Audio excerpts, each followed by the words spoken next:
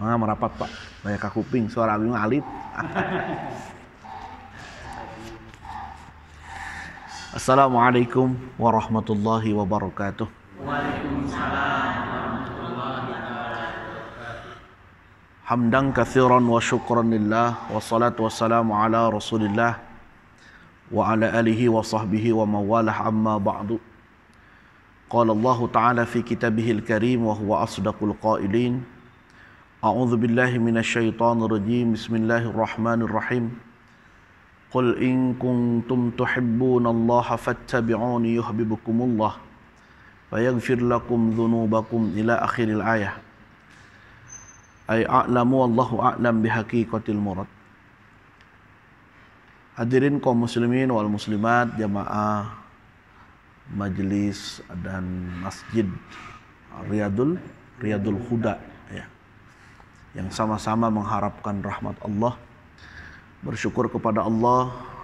Tanpa rencana yang panjang, ternyata Allah takdirkan, qadarullah, kita bertemu pada sore hari ini, yang mana sebelumnya tidak ada jadwal atau tidak ada rencana jauh-jauh hari, Kang ya.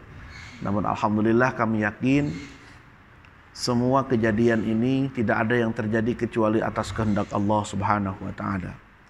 Tentunya ini atas kehendak Allah kita bertemu di Masjid Riyadul Jannah ini dalam rangka thalabul ilmi, silaturrahim, merekatkan tali persaudaraan di antara kita, dan yang lebih utama agar kita terus mengingat,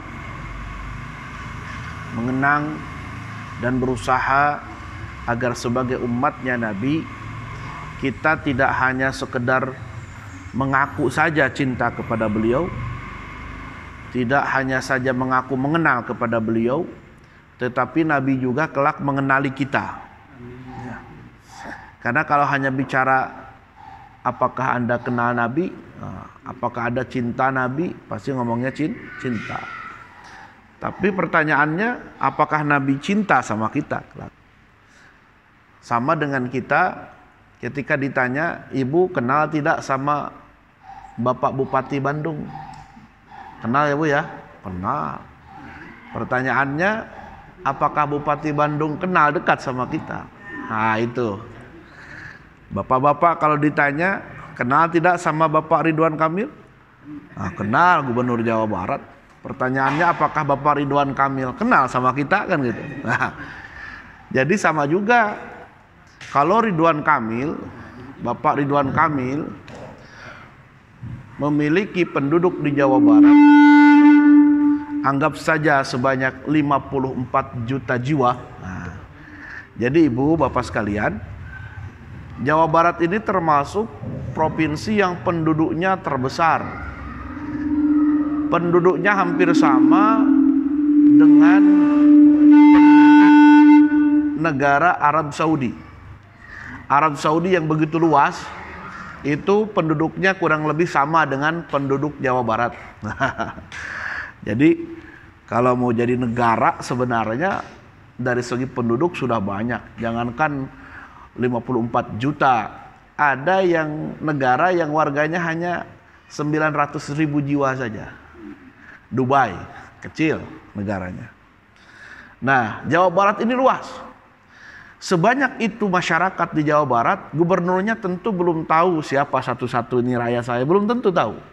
Karena banyak yang diurus. Jangankan gubernur lah, setingkat bupati lah, Pak Dadang. Warga Kabupaten Bandung ini kurang lebih 2 juta lebih Pak ya. Kurang lebih lah, wallahu alam. Data statistiknya saya tidak tahu. Pasti setiap warga Kabupaten Bandung kenal dengan bupatinya. Tapi belum tentu bupatinya tahu satu persatu, kan gitu. Saya aja yang KTP yang lahirnya di Bandung, ya kalau kenal di jalan belum tentu dia kenal sama kita kan. Siapa itu kan gitu. Nah, apalagi baginda Nabi Shallallahu Alaihi Wasallam yang interval waktu dengan kita itu terpaut 14 abad, 1444 tahun kita. Umatnya tentu bermiliar-miliar. Di negara Indonesia saja saat ini yang ada kurang lebih 260 juta jiwa, belum yang sebelum-sebelumnya. Belum lagi di seluruh dunia, pasti bermiliar-miliar orang yang mengaku cinta kepada Nabi, yang mengaku kenal kepada Nabi. Nanti di akhirat, kita sebagai Islam Ahlus Sunnah wal Jamaah meyakini akan ada hari syafaatul udma. Hari syafaat, pemberian syafaat. Di dalam kitab Daqaiqul Akhbar itu digambarkan. Jadi umatnya Nabi itu ada yang berteriak-teriak, "Ya Rasul, saya umatmu ya Rasul." Nabi yang memang digambarkan dengan cahaya yang begitu indah itu menoleh. Orang itu baru ditoleh aja sudah senang. Tambah senang lagi Nabi tersenyum dan melambaikan tangannya. Senanglah orang itu. Tandanya dia diakui oleh Nabi sebagai umatnya. Tapi ada orang yang memanggil Rasul, "Ya Rasul, saya umatmu." Nabi melirik saja. Kemudian Nabi memalingkan wajahnya lagi. Rugilah orang itu. Ada lagi orang berteriak-teriak, "Ya Rasul, saya umatmu." Nabi tidak menoleh sedikit pun. Jangan sampai kita termasuk orang yang seperti itu. Di dunia mengaku cinta kepada Nabi, mengaku sebagai umatnya Nabi, tetapi Nabi rupanya tidak kenal kita, Ibu.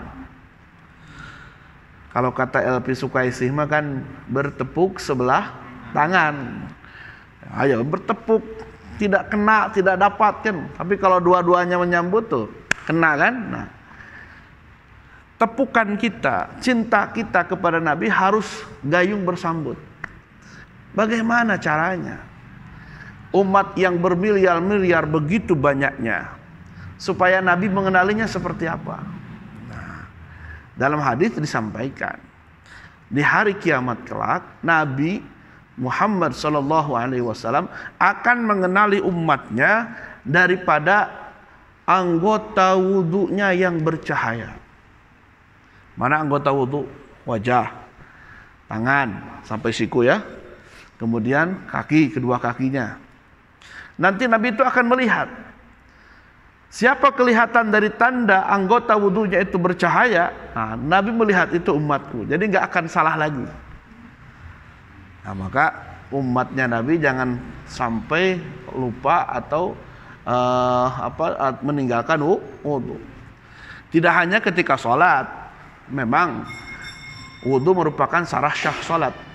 Kalau kita sholat tidak wudu berarti sholat kita tidak syah. Pahamlah itu. Saya suka wudu kok Pak Ustaz. Rupanya ada yang lebih dari itu. Umatnya Nabi SAW yang Nabi akan kenal, ia adalah umat yang senantiasa menjaga wudu dan senantiasa terjaga dari hadas. Sekalipun kita tidak sholat, contoh mau ngaji seperti ini, mau ngaji nih ya, kan nggak ada syarat sah mau ngaji harus pakai punya wudu, nggak ada kan? Cuman adab perilaku di majelis usahakan punya wudu gitu. Nah itu pentingnya. Jadi kalau kita senantiasa menjaga wudu ini, jangan tanya sama yang wajib ketika mau sholat. Ini perkara yang sunnah ya.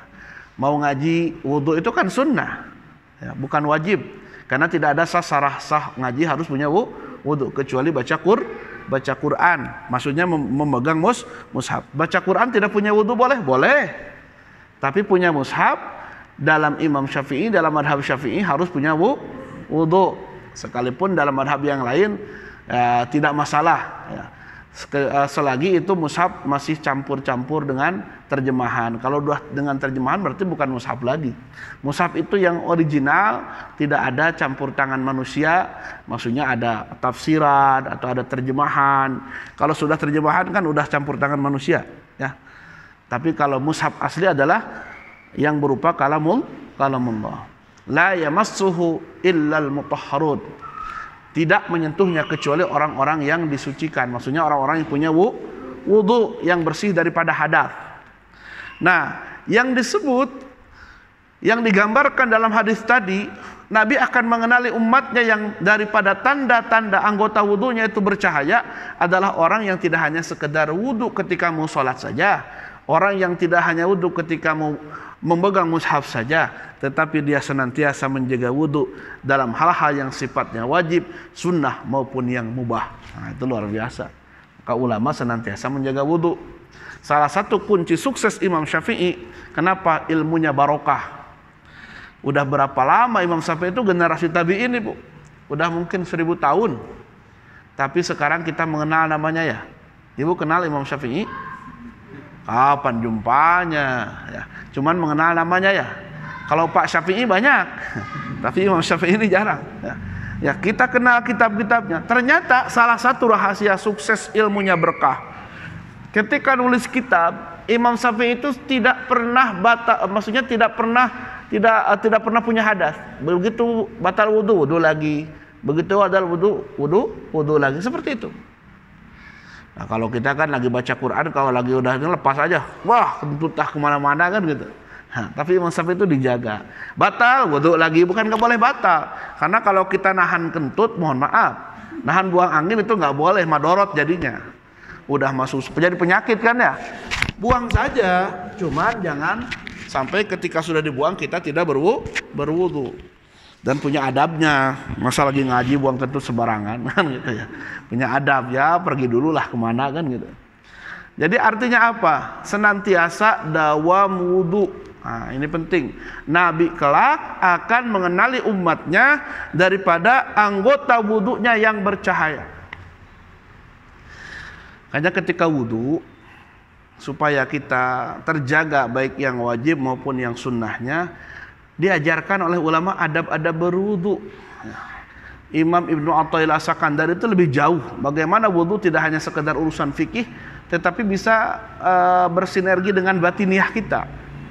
Nah, ketika wudu, kalau kita cinta kepada Nabi, ikuti jangan hanya yang wajibnya saja. Kalau hanya yang wajibnya saja gampang, cuma 6. Niat, basuh wajah, membasuh kedua tangan sampai siku, ya, dengan siku maksudnya. Kemudian mengusap rambut di kepala, kemudian membasuh kedua kaki sampai mata kaki, dan keenamnya tertib. Itu gampang. Tapi ternyata ada sifat wudunya Rasulullah. Sebelum berwudu seperti bagaimana Rasulullah? Tentu baca bismillah tidak pernah ditinggalkan, baca bismillah. Bismillahirrahmanirrahim. Bagaimana kalau saya wudu di dalam toilet Pak Ustadz? Nah, apakah saya masih harus baca bismillah? Nah, jadi Nabi pernah masuk toilet, Nabi itu pakai cincin, tertulis di batu cincinnya itu Muhammadur Rasulullah. Muhammad Rasulullah. Ada kalimat Allah, dilepas cincinnya, disimpan di luar. Saking jangan sampai itu kalimat yang mulia, kalimat Allah dibawa ke dalam toilet. Kalau batu saja disimpan sama Nabi, apalagi diucapin. Maka ketika di toilet yang ada toiletnya, ya di kamar mandi yang ada toiletnya, mau wudu kalau terpaksa sama sekali boleh wudu, tapi jangan bismillahnya dijaharkan. Kalau perlu sebelum masuk toiletnya baca bismillah, bismillahirrahmanirrahim. Nah, apalagi setelah wudu asyhadu alla ilaha illallah di dalam kamar mandi, jangan, keluar dulu. Usahakan kalau wudu bisa ya di luar toilet, gitu ya. Maka kalau kita ingin nengok ini, ingin mengaku cinta kepada Nabi dan diakui oleh Nabi sebagai umatnya, wudunya pun harus seperti Nabi. Baca bismillahirrahmanirrahim. Kalau bisa bagaimana Nabi sebelum berwudu? Alhamdulillahilladzi ja'alal ma'a tahura wal islama nura. Rabbi inni a'udzubika min hamazati syayatin wa a'udzubika rabbi ayyahdurun. Barulah mulai mencuci kedua telapak tangan. Ada doa yang diajarkan, Allahumma hfad yadayya min ma'asyika kulliha. Ya Allah, putihkan kedua tanganku. Allahumma hfad yadayya min ma'asyika kulliha. Oh. Ya. Jadi jangan daripada apa? Ma'asy itu kesalahan-kesalahan. Ma'asy itu kesalahan, dosa, kuliah semuanya. Jadi baru awal wudu saja, Bu. Ya, baru membasuh telapak tangan, kita sudah minta ampun kepada Allah, minta dibersihkan daripada dosa. Dohirnya kita mensucikan dohir, tapi dosa-dosa sudah jatuh seiringan dengan air wudu yang bercucuran ke tanah. Itu. Allahumma fad yadayya min ma'asika. Suka baca enggak? Ya kadang wudu apalagi kayak cepat tuh. Nah, gitu ya. Ah, itu bismillah saja cukup gitu kan. Ah, gitu. Ya memang secara sah tidak. Kemudian bagaimana sifat wudunya Nabi? Mengambil air kemudian dikubur-kumur. Kumur-kumurnya gimana? Kita kalau abem terus wah, kita kadang bem gitu ya. Dikumur-kumurkan supaya kotoran-kotoran yang tadi ada dalam mulut keluar gitu. Sambil baca doa, Allahumma a'inni ala dzikrika wa syukrika wa husni ibadati. Ya Allah, a'inni ala dzikrika, bantu saya agar senantiasa mengingatmu, wa syukrika, dan bersyukur kepadamu, wa husni ibadatika, dan memperbaiki ibadahku kepadamu. Nah, itu zikir sebenarnya yang Nabi baca setelah selesai sholat maghrib 7 kali, setelah selesai sholat subuh 7 kali. Allahumma a'inni ala dzikrika wa syukrika wa husni ibadatika. 3 kali juga tidak masalah. Ya, agar senantiasa dijaga, ya, supaya kita dibantu oleh Allah senantiasa ingat kepadanya. Kemudian menghirup air ke hidung, itu belum yang wajib, yang sunnahnya pun banyak, ya. Dihirup air ke hidung. Bagaimana cara menghirup air ke hidung? Ambil air dulu, ditempatkan di depan hidungnya, kemudian dihisap. Ya, kalau bisa sampai terasa ke sini perih. Nah, itu membersihkan sebenarnya. Selain sunnah dibalik hikmah dibalik sunnah, ternyata orang senantiasa menghirup air ke hidung sampai terasa di sini, itu sehat tentunya. Membersihkan virus-virus yang masuk ke dalam hidung. Tapi jangan lupa setelah dihirup dibuang lagi, ya. Nah, sambil baca Allahumma arihni raihatal jannata wa anta aniruddin. Ya Allah, berikan arihni raihatal jannah, berikan saya penciuman, berikan kesempatan mencium wangi surga gitu. Wa anta aniruddin, dan ridhamu lah yang kami harapkan. Nah, itu doanya, Allahumma arihni raihatal jannata wa anta aniruddin. Nah, ini baru sunnah-sunnahnya. Barulah setelah sunnah-sunnah itu dilaksanakan, kemudian ambil air, kemudian membasuh muka. Caranya mengambil air seperti Rasul gimana? Sedikit-sedikit. Sifat wudunya Rasulullah itu tidak boros air. Mentang-mentang air Quran banyak, kalau nggak kenceng itu kadang kita nggak sempurna ya. Kadang kalau kecil, apa nih air kecil kan itu. Ini kalau udah mancar baru sampai basah. Nggak gitu. Ambil air sini dulu, baru bersihkan ke muka. Saya ingat bagaimana wudunya Habib Umar bin Hafid, orangnya masih ada. Air meskipun kerannya besar, keran dibuka, taruh air, matikan lagi, baru wudu. Nah, gitu. Oh begitu, kenapa begitu? Seperti itulah Nabi ketika wudu, tidak boros air. Nah, kita kan mentang-mentang air pambanya, kalau perlu basah wudu itu. Nah, bagaimana Nabi diambil dulu, ya? Kalau perlu kerannya tutup dulu, kemudian basuhkan ke muka. Disinilah pertama kali niat itu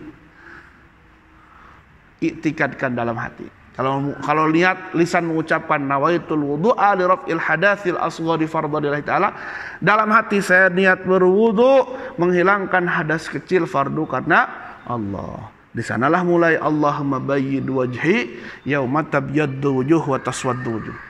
Ini korelasi dengan hadis. Ya Allah, putihkan wajahku, berikan cahaya dari wajahku. Yauma tabyaddu wujuh, di saat kau putihkan wajah orang-orang beriman. Wa taswaddu wujuh, dan di saat kau hitamkan wajah orang-orang munafik. Nah, jadi nanti akan kelihatan umatnya Nabi yang kelihatan cahaya daripada anggota wudunya adalah orang-orang yang senantiasa wudunya mengikuti Nabi Shallallahu Alaihi Wasallam. Wajibnya sekali tiap basuhan, tapi Nabi senantiasa senang kalau ada waktu 3 kali. Ternyata bagaimana sih Nabi kalau wudu itu? Nah, kami kalau baca dalam kitab bahwa seperti ini. Saya pengen nengok langsung. Seperti apa kalau nengok langsung Nabi kan nggak bisa. Nengok cucunya langsung gimana? Ternyata ada yang apik seperti Habib Umar bin Hafid itu. Bagaimana kalau wudu? Ada dari kalau kita ceret itu teko Pak ya, dikucurkan sini sedikit. Jadi wudu dengan 1 gelas aqua itu cukup. Mohon maaf saya sebut merek apa, gelas. takut iklan pula ya. Gelas air mineral lah gitu ya. Udah kadang kesebut lah. Soalnya di sini juga udah ada aquanya tuh gitu Pak ya. Ya. Jadi 1 gelas air mineral itu cukup, Ibu. Cukup. Gak usah, apalagi kalau kita di perjalanan repot ya. Maka wudu dengan segelas air mineral itu cukup. Kecuali kita di tempat yang leluasa seperti di masjid boleh ya. Jadi 1 kali itu sudah Cukup. Kalau waktunya luang, airnya banyak, boleh 3 kali. Setelah wudu, maka kita disunahkan mengangkat tangan, asyhadu alla ilaha illallah wahdahu la wa asyhadu anna Muhammadan abduhu wa rasuluh. Jangan lupa Allahumma ja'alni minat tawwabina waj'alni minal mutatahhirin. Nah, ternyata Nabi akan melihat umatnya, akan mengetahui umatnya daripada orang-orang yang bercahaya dari anggota wudunya, orang-orang yang wudunya senantiasa mengikuti sunnah Nabi Muhammad SAW. Itu satu. Yang kedua, bagaimana Nabi mengenali kita kelak. Jangan sampai kita hanya mengaku cinta, tetapi Nabi gak kenal, boro-boro cinta, kenal aja. Tidak kan gitu. Maka sebagai seorang pecinta, kita harus tahu siapa yang kita cintai. Kalau perlu bukan hanya dirinya, keluarganya harus tahu. Contoh Kang Dimas dulu waktu remaja lah, sebelum menikah mungkin ya. Mungkin ada wanita yang dicintai. Biasanya sebelum wanita itu ditanya dulu orang tuanya di mana sih, rumahnya di mana sih, pengen tahu aja. Pengen tahu, kalau perlu disusul ke rumahnya seperti apa sih kan gitu. Oh rupanya begini, barulah setelah tahu ada rasa cinta, diseriusin, lamar nikah, jadilah nikah sampai saat ini punya anak kan gitu ya. Jadi kalau kita mencintai seseorang harus tahu dulu seperti apa orang yang kita cintai.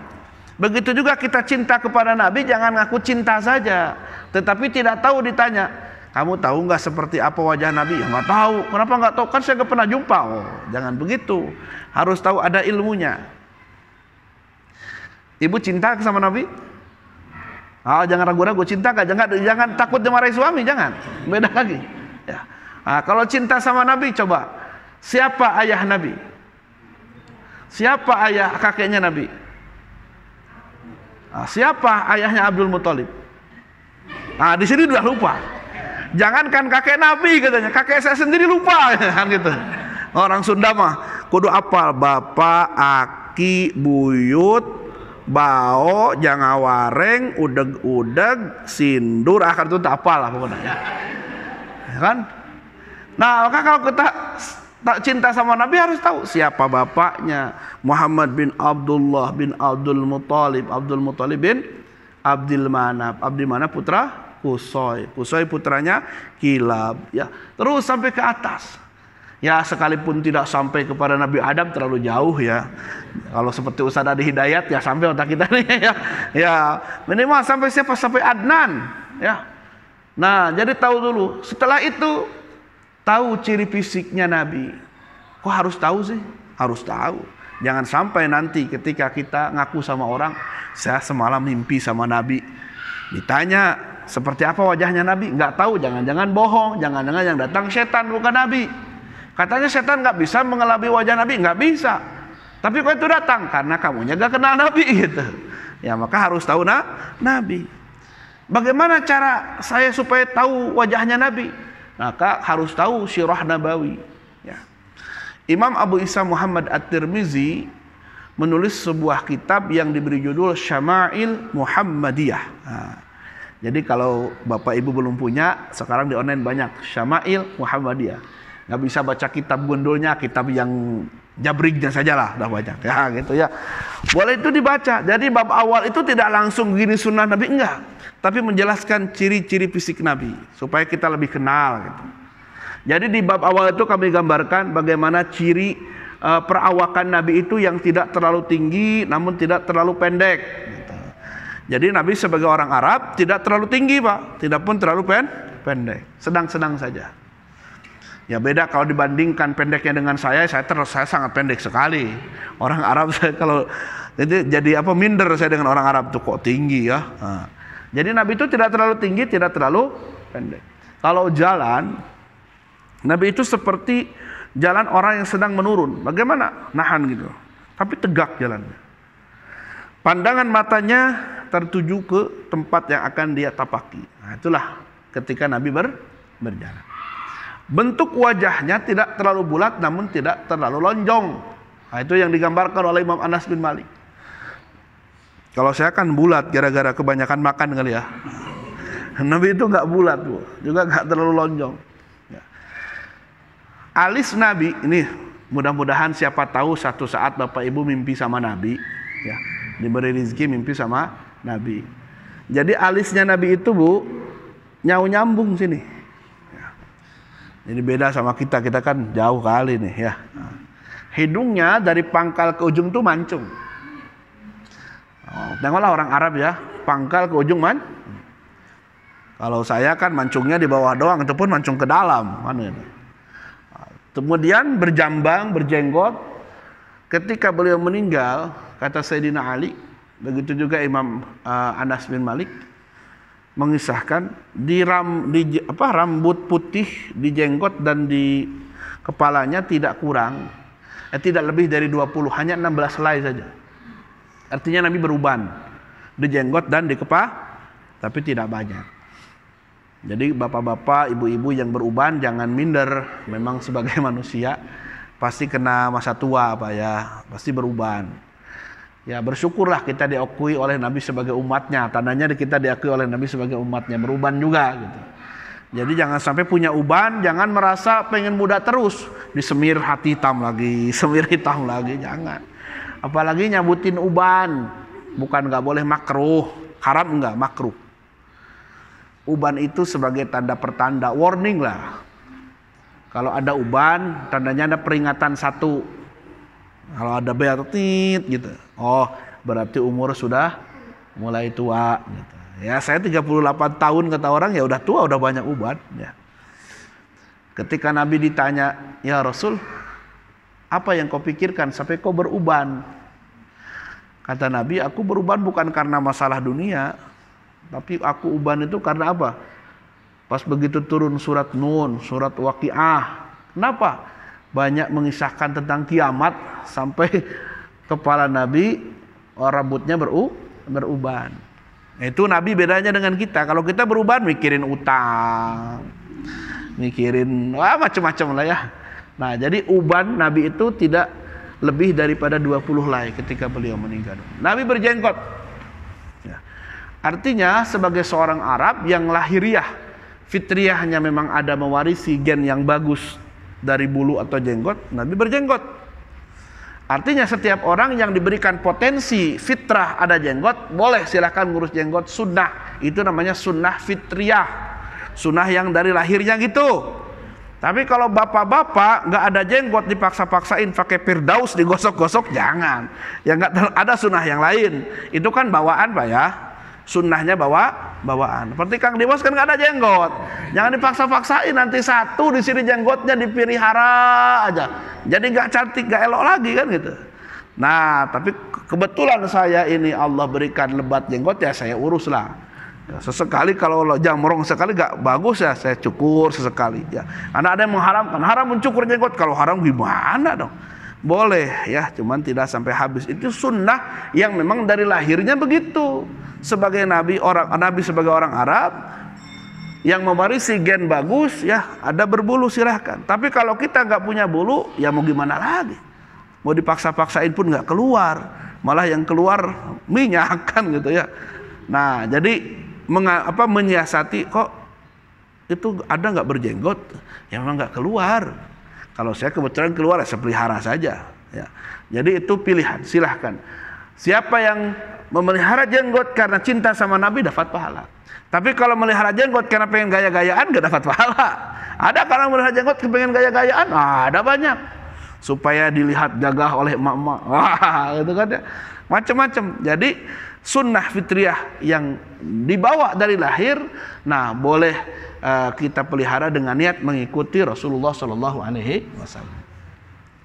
Di bahu Nabi, Ibu, di antara bahu, di punggungnya ada khatam kenabian. Jadi kayak benjolan sebesar telur burung dara kecil. Ketika ditanya oleh Imam Anas bin Malik, apa itu ya Rasul? Kumpulan bulu-bulu yang menggumpal, jadi kayak daging di sini. Itu tanda kenabian beliau. Siapa tahu nanti mimpi bertemu dengan Nabi, ya belakangnya ada khatam kenabian. Bisa jadi mudah-mudahan, karena kata Nabi, man ra'a fil manam faqad ra'al haq. Siapa yang menjumpaiku dalam mimpinya, maka dia sudah melihatku dalam keadaan yang benar atau nyata. Nah, harus tahu dulu ya, wajah Nabi seperti apa, perawakan Nabi seperti apa.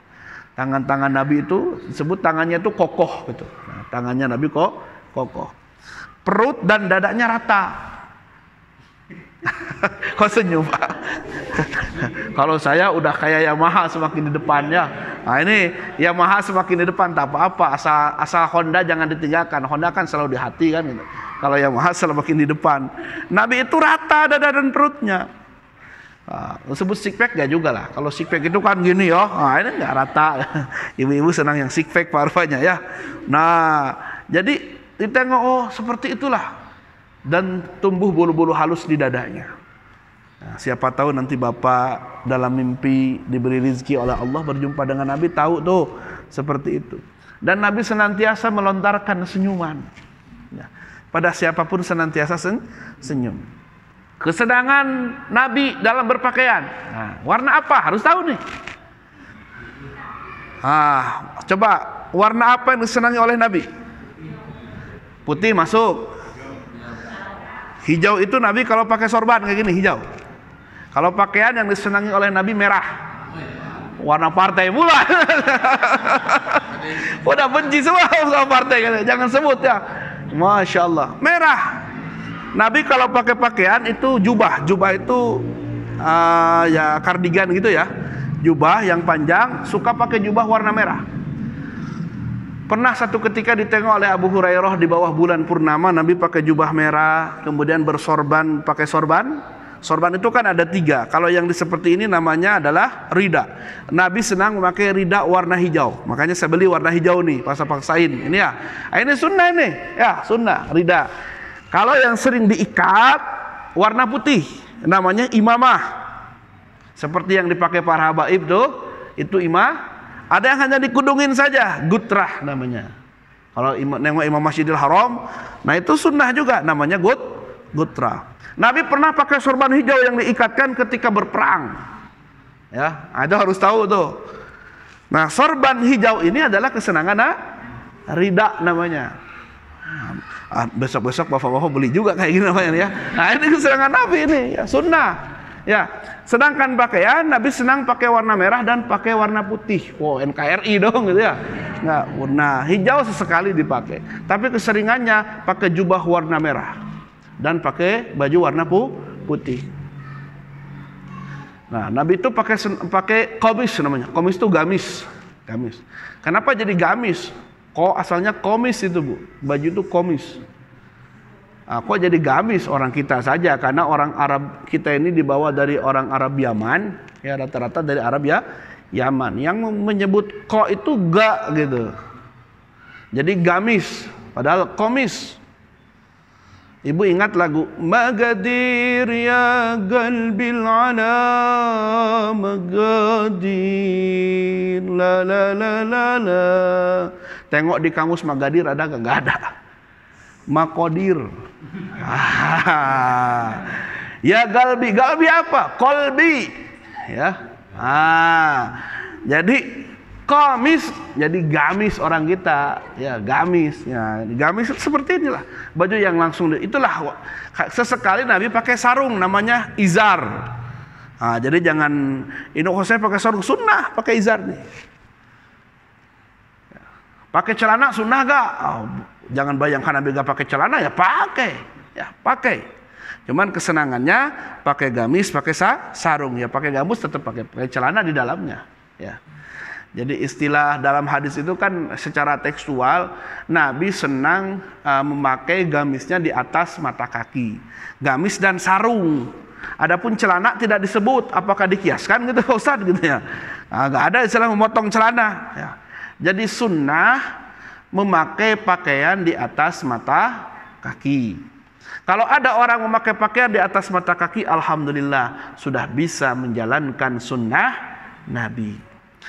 Yang belum, jangan kita ledekin. Neraka kamu. Kenapa? Nabi senang memakai di atas mata kaki. Tidak begitu. Sayyidina Abu Bakar pernah, karena Abu Bakar itu kan agak kurus. Jadi pakaiannya ke bawah terus. Ya Nabi, ya Rasul, apakah saya termasuk orang? Oh bukan begitu, bukan. Yang dimaksud Nabi dengan orang yang memakai pakaian di bawah mata kaki itu sombong itu karena dulu kebiasaan orang-orang yang banyak duitnya suka pakaiannya kayak gitu, bermewah-mewahan. Nah, sekarang kan enggak Pak ya. Nah, jadi yang mau di atas mata kaki, alhamdulillah, hikmahnya satu, dia bisa menjaga dirinya minimal tidak terkena najis, kan gitu. Tidak terkena najis. Itu juga dibahas oleh Al-Habib Alawi Al-Haddad dalam kitab Risalatul Mu'awanah. Jadi kalau kamu ingin mengaku cinta kepada Nabi, tinggikan gamis dan sarung disebutnya di atas mata kaki. Tapi jangan terlalu berlebihan juga. Minimal kalau kamu mungkin gak senang, jangan sampai di bawah sekali, paling tidak serata mata kaki. Nah, kalau celana yang dibawa ke kantor, nah bagaimana itu? Bapak kalau pakai celana ke kantor dicingkrangin, nanti Bapak ACC, Asosiasi Celana Cingkrang. Bapak takut kebanjiran ya? Jangan, nggak perlu seperti itu ya. Tapi kalau umpamanya pakai gamis, pakai sarung, boleh di atas mata kaki. Jadi yang sudah menjalankan itu alhamdulillah.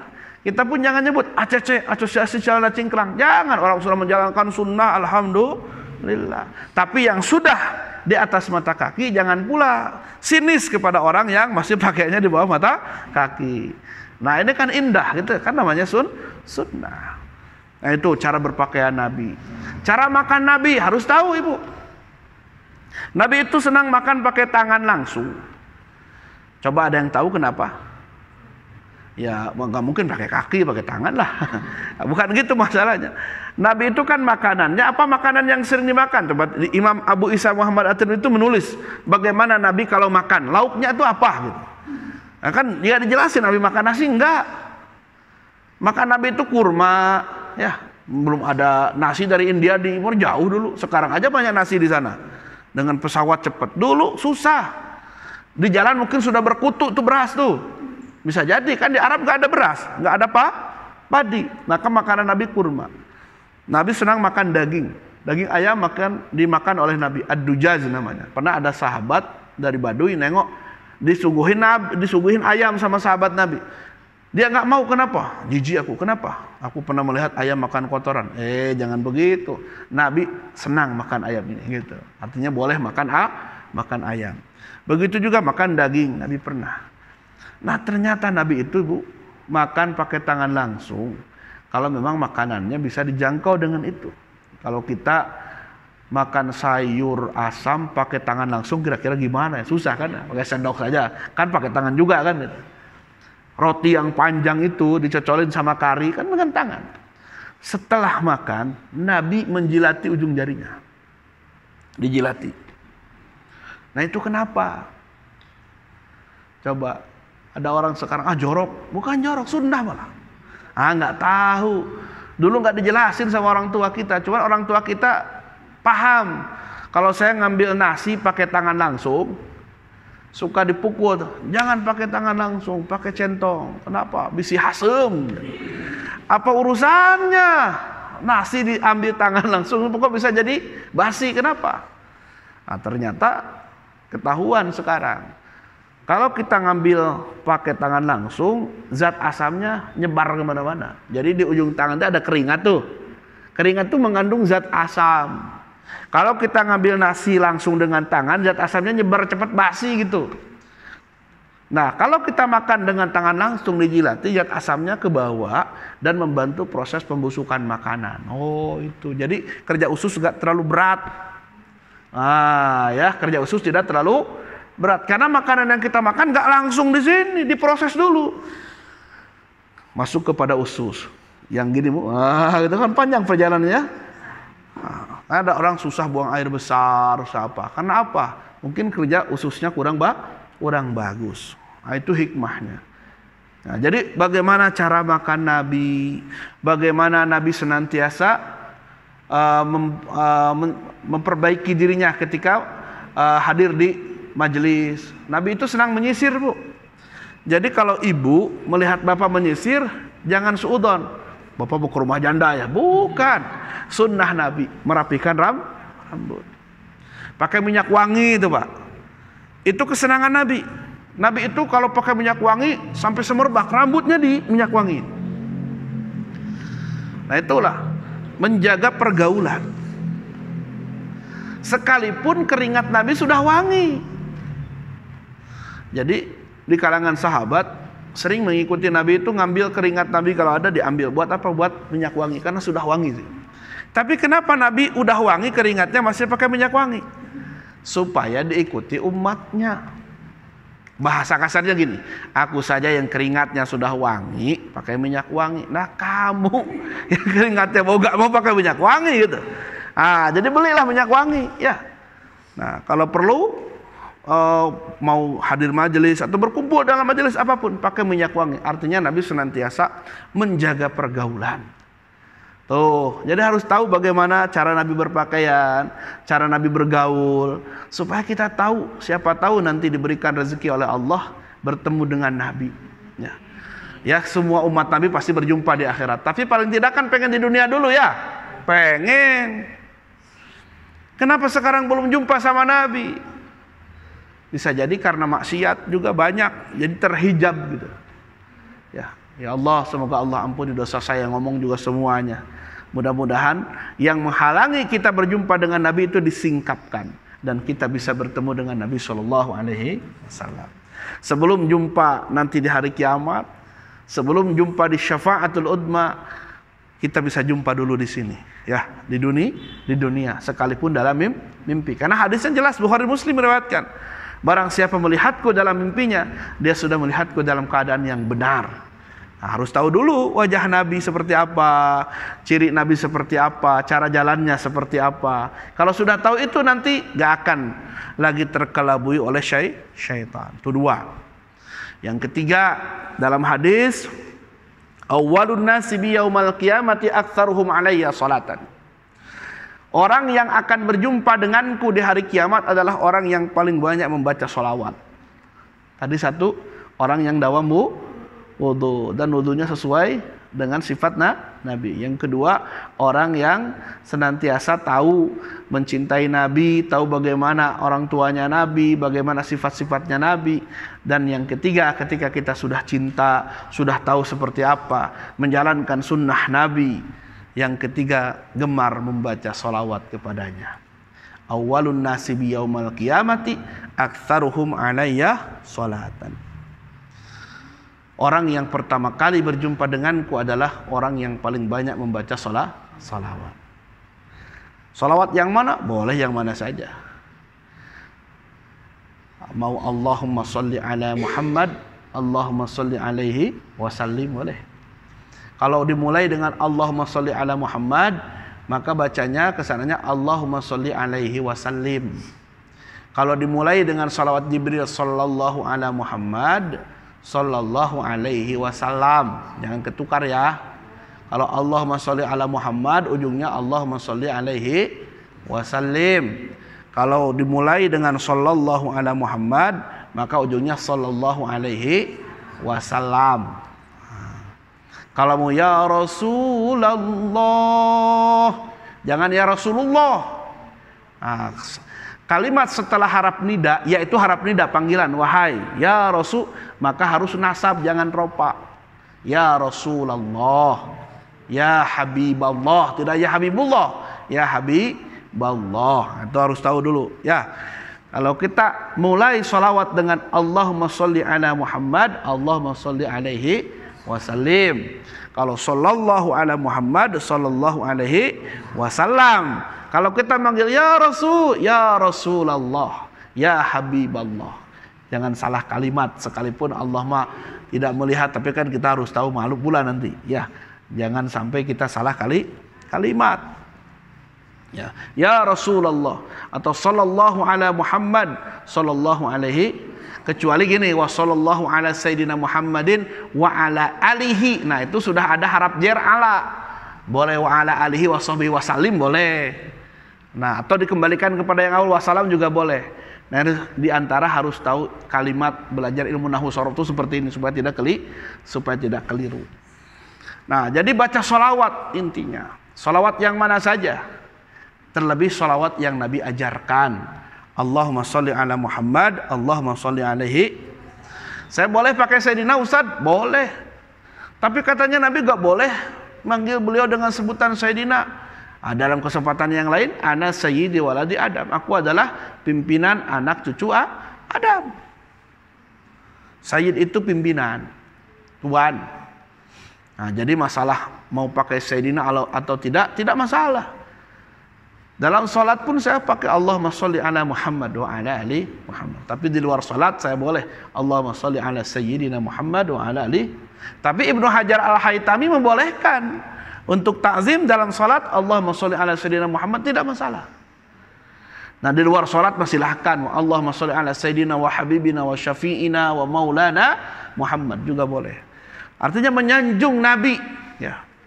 Karena itu Nabi rahmat sekalian alam yang dimana bumi dan langit diciptakan daripada nurnya.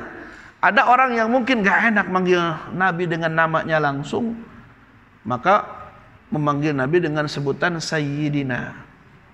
Logikanya gini sajalah, sedikit mengaji logika. Saya punya anak, nama saya kan Agus. Anak saya 12 tahun. Gus. Kira-kira gimana saya sama anak? Kesopan kamu. Kan gitu ya? Gak enak sama anak dipanggil gitu. Atau punya guru, punya murid, saya ini ustad. Kata orang ustad atau guru sekolah lah, jangan ustad, guru sekolah. Misalkan Pak Dimas punya murid usia SD 12 tahun. Biasanya kan Pak Guru, Pak ini, Dimas. Wah, anak tuh kurang ajar kan gitu. Nah, itu sama guru atau orang tua sama orang di atas saja gak enak kan gitu. Apalagi ini sama Nah, itulah ulama kadang menyebut Allahumma sholli ala sayyidina Muhammad. Begitu maksudnya, Bu, ya. Jadi silahkan, tapi dalam salat kalau bisa yang redaksi teks asli langsung Allahumma sholli ala Muhammad. Tapi ada yang pakai sayyidina Pak Ustaz, Ibnu Hajar Al-Haytami membolehkan. Artinya tidak usah jadi masalah. Apakah sholawat dalam sholat hanya terbatas sholawat itu saja? Allahumma sholli ala Muhammad. Dia dianjurkan sholawat Ibrahimiyah. Terus Allahumma sholli ala Muhammad wa ala ali Muhammad kama shallaita ala Ibrahim wa ala ali. Tapi sebenarnya mau pakai wa sallallahu ala Muhammad wa ala, boleh silahkan. Tapi kan tidak lazim. Yang lazimnya adalah sholawat Ibrahimiyah. Nah, di luar sholat silahkan baca sholawat itu sebanyak-banyaknya. Jadi sholawat yang sudah menjadi aurad. Ya, kata Nabi kan tadi awwalun nasi biyaumal qiyamah aktsaruhum alayya salatan. Orang yang berjumpa kelak di hari kiamat, berjumpa denganku orang yang paling banyak. Aksar itu tabdil, aksar, akbar, abdol. Ya, nah, itu tabdil berarti yang paling banyak membaca sholawat. Saya membaca sholawat nariyah Pak Ustaz, boleh. Tapi sholawat nariyah 1000 sehari lama, Bu. Ya. Tapi kalau salawat Jibril cepat, sallallahu ala Muhammad, sallallahu ala Muhammad, sallallahu ala Muhammad. Alah 10 menit aja selesai itu 1000 tuh. Ya. Maka perbanyak membaca salawat. Salawat itu yang mana? Ya sallallahu ala Muhammad. Kalau pakai sallallahu alaihi wasallam dengan salamnya. Ya, jadi kalau sallallahu ala Muhammad itu salawat, pakai sallallahu alaihi wasallam itu salam. Jadi dua-duanya boleh aja sallallahu alaihi Muhammad, sallallahu alaihi Muhammad, sallallahu alaihi Muhammad, nanti pas udah 10 sallallahu alaihi wasallam gitu. Nah, itu baca salawat. Baca salawat kepada Nabi Muhammad sallallahu alaihi wasallam ini juga pembuka pintu-pintu doa. Ad-du'a'u mahjubun hatta yusalli 'alan nabi. Doa itu terhijab sehingga dibacakan salawat kepada Nabi. Kita minta doa, ya Allah, ampuni dosa saya ya Allah. Berkahi rezeki saya. Tapi gak baca sholawat tuh ngambang itu Pak, gak sampai. Makanya baca sholawat paling tidak di awal dan di akhirnya. Lupa di awal, di akhir nanti. Coba contohkan, contoh sederhana gini baca doa itu. Alhamdulillahirabbil alamin, itu puji itu sama Allah. Wassalatu wassalamu ala sayyidina Muhammadin. Baca sholawat. Jangan sampai minta langsung gak baca sholawat. Nanti doanya gak sampai. Nabi Adam alaihissalam kurang gimana doa sama Allah, minta nangis siang malam, Rabbana zalamna anfusana wa illam taghfir lana wa tarhamna lanakunanna minal 40 tahun berdoa supaya dipertemukan dengan istrinya, dengan Hawa yang kala itu terpisah. Adam di India, Hawa di Jeddah. Jeddah itu kota nenek moyang. Jeddah, namanya Jeddah itu nenek moyang. Nah, jadi dari India ke Jeddah itu jauh. Belum ketemu juga. Padahal baca doa yang sangat sakti tadi. Rabbana zalamna Itu sakti Bu, mengakui kesalahan. Ya Allah saya salah, saya dolim ya Allah sama diri saya. Ampuni, merengek gitu Nabi Adam. Belum ditemukan. Kata Jibril, kamu lupa waktu dulu kamu menikahi Hawa dengan apa? Dibacalah sholawat sallallahu ala Muhammad sallallahu alaihi, dipertemukan dengan Hawa. Nah dari sinilah kita tahu bahwa doa itu kalau tidak baca sholawat maka tergantung, ya, nggak akan sampai kepada Allah. Maka dalam adab berdoa setelah memuji kepada Allah membaca sholawat. Ajib sholawat itu, karena ini perbuatan Allah.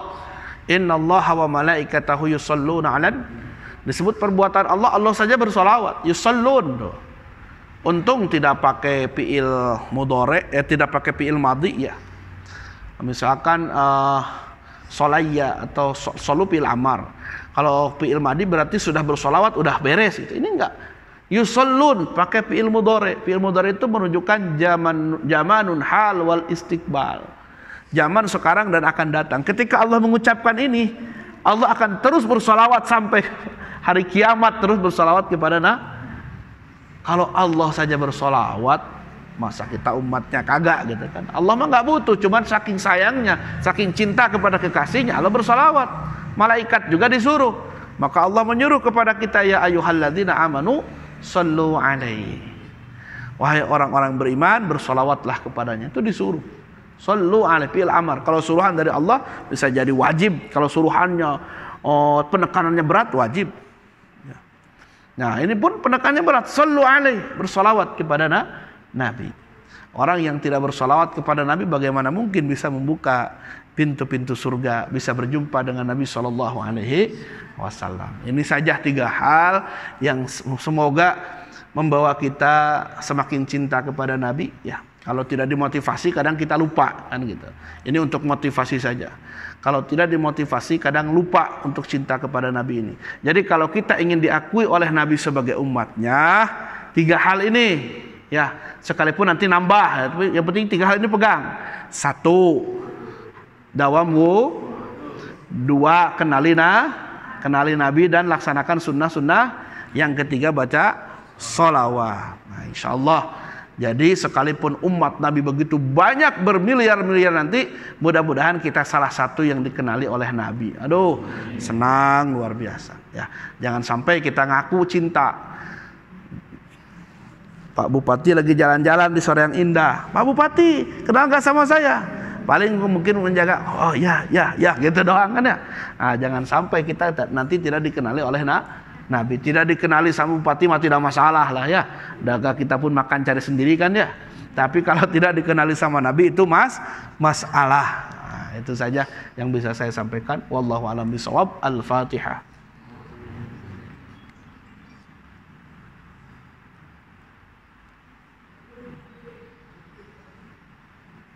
Cukup doa atau ada yang ditanyakan? Oh, boleh silakan, Pak. Ini keutamaan tadi kadang-kadang yang maaf saya kurang begitu paham. Apakah lebih diutamakan zikrullah dalam selang jeda sesudah sholat qobliyah atau kita sholawatan? Ya. Itu aja. Baik. Nah itu juga sholawatannya apakah lebih bagus dijahakan atau memang kita sholawat sendiri-sendiri aja gitu? Ya. Dengan tadi takut-takut wah di sini ada yang sholat. Ya. Baik. Lebih utama mana zikir dengan sholawat? Dua-duanya utama ya. Tergantung momentum. Sehabis sholat kita diajarkan sama Nabi, astaghfirullahaladzim wa atubu ilaih, astaghfirullahaladzim alladzi la ilaha illa huwal hayyul qayyum wa atubu. Sehabis sholat ikuti saja Nabi gitu ya. Ikuti Nabi. Jadi kalau nanti kita apalagi imam sehabis sholat langsung Allahumma sholli ala Muhammad, nanti fitnah sekalipun boleh. Apalah imamnya sesat kali nih, gak zikir astagfirullah kan gitu. Kalau yang nggak tahu kan gitu. Nah, maka dawamkan yang biasa saja. Zikir ketika itu ada keutamanya, ada. Ya, barang siapa setelah sholat membaca astagfirullahaladzim istighfar 3 kali, la ilaha illallah la syarikalah, lahul mulku wa lahul hamdu yuhyi wa yumit biyadihil khair wa huwa ala kulli syai'in qadir 10 kali, maka tidak ada alasan untuk Allah tidak mengampuni dosa-dosa orang tersebut. Ya, jadi itu. Nah, baca sholawat juga utama. Ya, nah ada waktunya kapan? Mungkin sehabis zikir yang tadi baca sholawat. Karena ada sahabat yang pernah bertanya sama Nabi begini, ya Allah begitu mulianya kemuliaan sholawat. Jadi saya kan punya amaliyah wirid zikir. Jadi saya harus seperti apa ya Rasulullah? Apakah saya harus memperbanyak zikir? Apa harus banyak sholawat? Jadi kamu sudah berapa banyak baca sholawat? Ya saya udah sepertiganya lah. Nabi tersenyum. Kalau kamu tambah itu lebih baik bagi kamu. Kalau itu lebih baik berarti saya setengahnya ya Rasul. Rasul tersenyum lagi. Kalau kamu tambah tentu lebih baik bagi kamu. Nah jadi kalau gitu saya mau 3/4-nya saja ya Rasul. Jadi lebih banyak. Nabi sambil tersenyum juga. Ya kalau kamu tambah lebih bagus lagi. Kalau gitu saya mau KB aja lah, mau baca sholawat. Nabi tersenyum lagi. Ya, kalau kamu lakukan itu, semoga Allah mengampuni dosa-dosa kamu. Allah. Ada yang seperti itu. Cuman untuk amaliyah wirid yang rutin, seperti aurat ba'da sholat, dawamkan yang biasa itu Pak. Ya, yang Nabi ajarkan, astagfirullahaladzim, la ilaha illallah la syarikalah, Allahumma antas salam, Allahumma ajirni minan nar, Allahumma inni ala dzikrika wa syukrika wa husni ibadatika, baca subhanallah 33, tahmid 33, takbir 33, jangan lupa tahlilnya. Nah, baru setelah itu baca sholawat. Nah, antara azan dan iqamat lah mungkin ya, setelah qobliyah, baca mana nih? Itu tergantung. Ada yang Nabi ajarkan, contoh setelah qobliyah subuh menjelang sholat subuh, Nabi suka membaca Ya Hayyu Ya Qayyum La ilaha illa anta. Ya Hayyu Ya Qayyum La ilaha illa, berapa kali? 41 kali. 41 sekali. Ini kami dapatkan daripada guru-guru kami yang sampai kepada nasalnya Abuya Sayyid Muhammad Alawi Al-Maliki Al-Hasani. Beliau mendapatkan dari gurunya sampai kepada Nabi diajarkan qobliyah subuh sampai menjelang sholat subuh baca subhanallah wa bihamdihi subhanallahil azim astaghfirullah 100 kali. Kalau kamu baca itu istiqomah, maka dompetmu tidak akan pernah kering. Oh kan bahasa terus Pak Ustadz ya. Maksudnya itu ada dalam momentum tertentu Pak zikirnya. Ya. Jadi kalau sholawat boleh kita rutinkan mungkin sehabis sholat ada waktu subuh saya membaca sholawat minimal sehari 1000, boleh silahkan. Ya.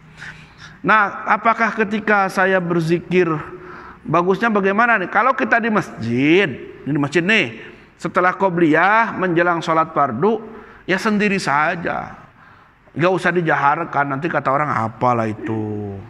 Beda dengan petugas masjid, pupujian. Pupujian itu memanggil orang beda lagi ya. Kan dulu mah suka ada pupujian, di sini sudah jarang sekarang. Kakuping suanten azan di masjid tika tebihan. Nah dulu suka ada, sekarang sudah berkurang diganti sama kaset. Ya. Nah, jadi kalau kita dari qobliyah sampai menjelang sholat berjamaah, bagusnya sendiri saja. Jangan dijaharkan, karena khawatir mengganggu orang lain. Nanti apalah gitu.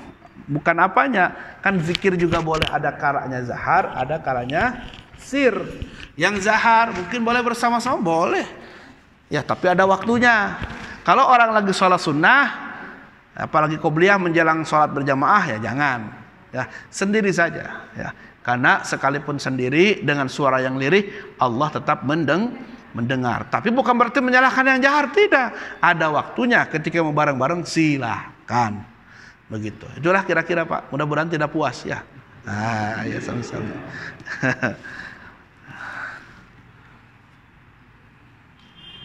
Cukup? Sudah cukup dengan doa, tutup ya. Ibu-ibu nggak ada yang tanya Bu? Jangan nanya poligami, Ustaz nggak poligami ya. Ya, alhamdulillahirabbil alamin, salatu wassalamu ala sayyidil mursalin sayyidina Muhammadin wa ala alihi wa sahbihi ajmain. Allahumma ighfir lana dhunubana wa liwalidina warhamhum kama rabbawna shighara. Rabbana hab lana min azwajina wa dhurriyyatina qurrata a'yun waj'alna lil muttaqina imama. Allahumma aghnina bil ilmi wa zayyina bil hilmi wa akrimna bit taqwa wa jamilna bil afiyah. Wa sallallahu ala sayyidina Muhammadin nabiyil ummi wa ala alihi wa sahbihi wa baraka wa sallam. Alhamdulillahi rabbil alamin wal afu minkum. Wassalamu alaikum warahmatullahi wabarakatuh.